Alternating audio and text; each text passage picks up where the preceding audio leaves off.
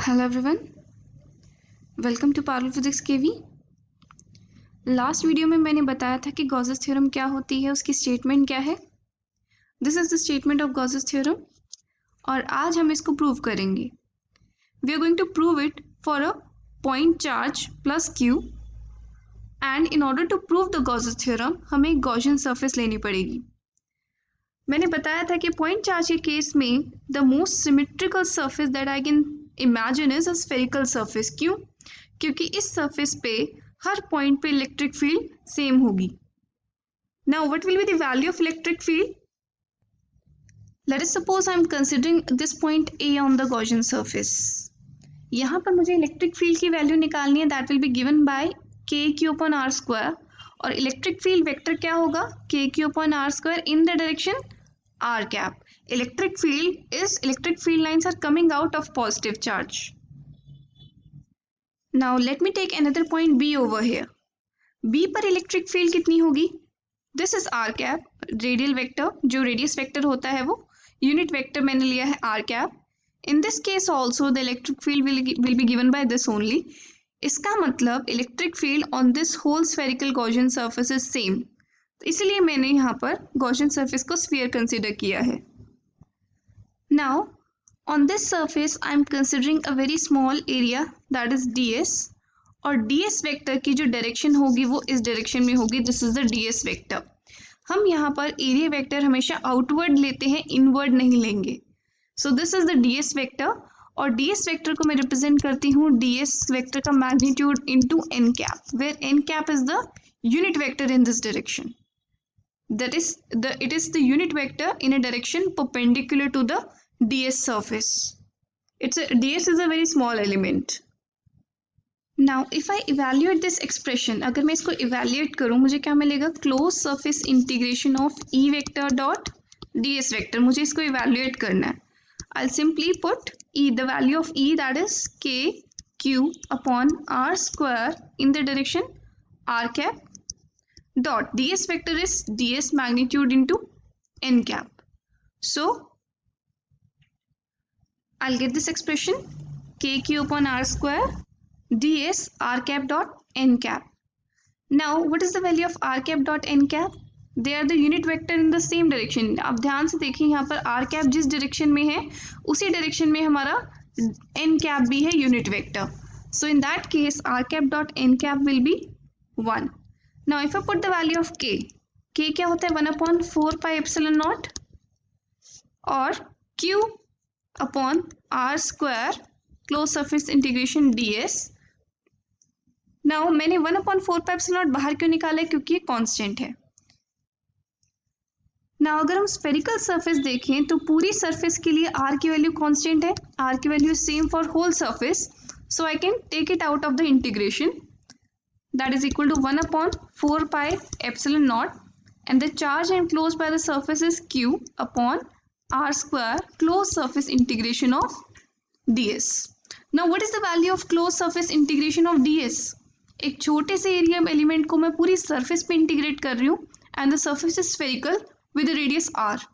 We'll get the area of the whole sphere and that is equal to 1/4 pi epsilon naught 1 upon r square into 4 pi r square. This is the area of a spherical surface.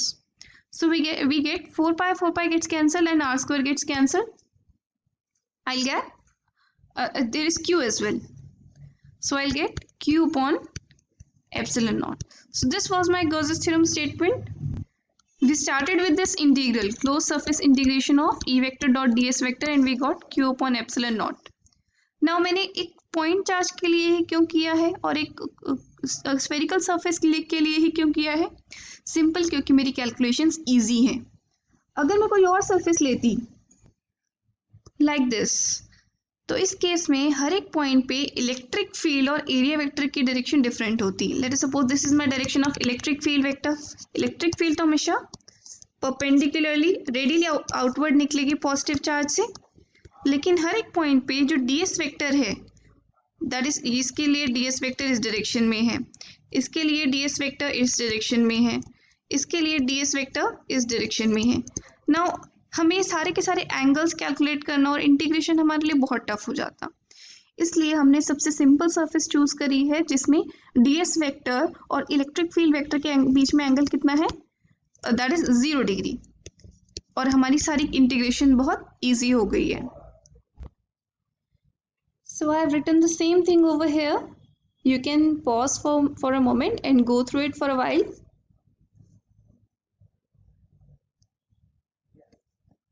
So that's how we proved Gauss's theorem.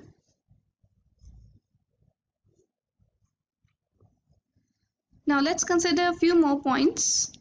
If the net charge enclosed by the surface is 0, in that case the electric flux linked with that surface will be 0. Let us suppose ये मेरी close surface है, इसके अंदर मैंने दो charges लिए हैं, +1 coulomb और -1 coulomb.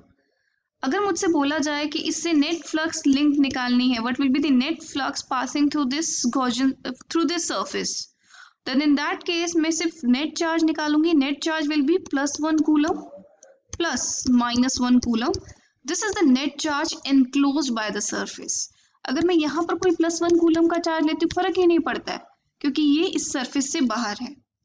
Then the flux will be given by 0/ε0 in this case, and the flux will be 0. Now let us suppose यहाँ पर एक मीडियम है, this is not vacuum, this is the medium, और medium का dielectric constant है K. So in this case अगर मैं ये गॉसेस लॉ अप्लाई करना चाहती हूँ, I will write the flux linked with this surface is equal to Q enclosed, that is the charge enclosed by the surface divided by the electrical permittivity of the medium.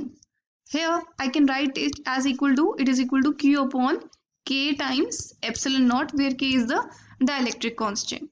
This is the new electric flux linked with the surface in this medium.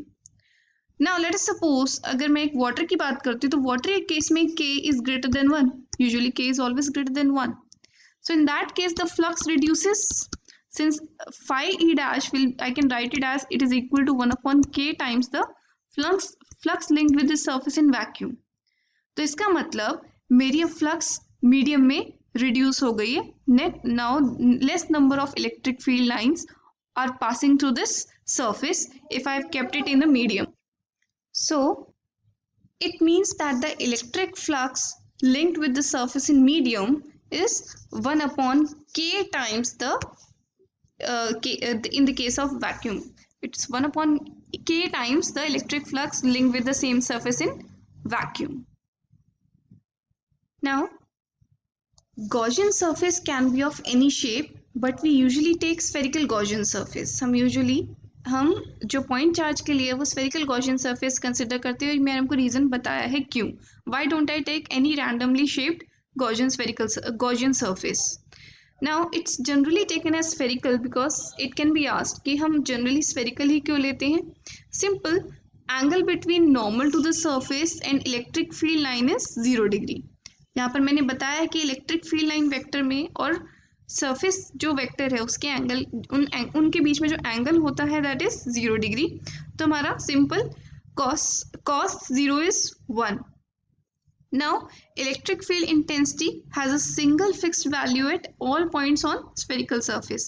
Spherical surface में हर एक point पे electric field intensity की एक ही value है, ये भी मैंने आपको बताया था. Now since यहाँ पर हमारा 4πr² जो कैंसिल आउट हो जाता है, जो मैं कैलकुलेशंस करते हुए मैंने बताया था आपको, इस वजह से हमारा सिंपल हमारा रिजल्ट Q/ε0 आसानी से आ जाता है. That's why I take the spherical surface over here, the Gaussian surface over here as the spherical Gaussian surface. So I hope you have understood the proof of Gauss's theorem in electrostatics. That's all for now. Have a good day.